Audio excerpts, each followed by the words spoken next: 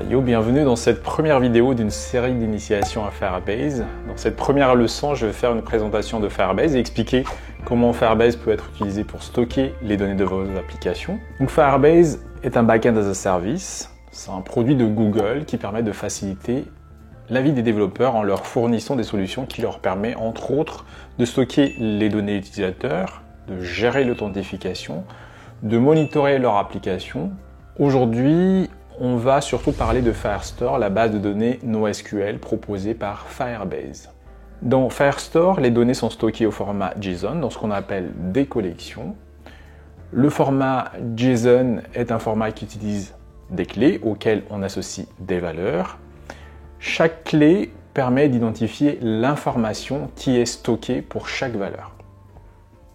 Une collection contient des données du même type. Exemple, une collection client va contenir la liste des informations des clients.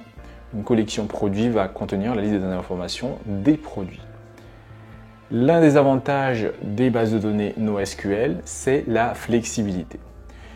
Pour la première version de ton application, par exemple, le format des données des collections peuvent suivre un certain format, mais ceux-ci peuvent évoluer au fil des versions suivantes. Par défaut, rien ne t'empêche de stocker des données avec des formats totalement différents dans une même collection. Firebase ne propose pas de schéma permettant de définir les données que tu vas mettre dans une collection. Mais l'absence de schéma ne veut pas dire que tu ne peux pas valider les données que tu vas ajouter dans tes collections.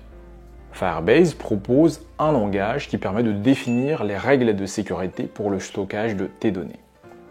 Les Security Rules te permettent de vérifier le format et la taille de tes données que tu vas stocker dans une collection avant chaque ajout. Ces règles peuvent être créées même après que tu as commencé à avoir des données dans ta collection. Dans cet exemple, on valide tous les éléments fils de la clé client. La règle va valider que le prénom est un texte, la date de naissance est un nombre, localisation est aussi un texte.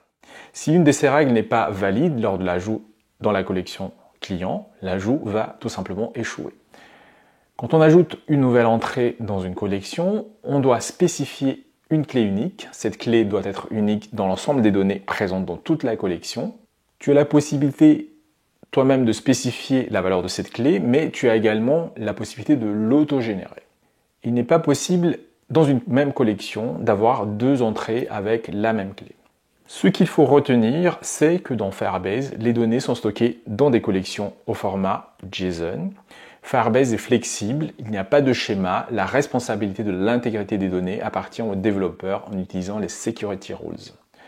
Dans la prochaine leçon, on va voir des exemples de modèles de relations plus avancés, modélisés sous forme de collections.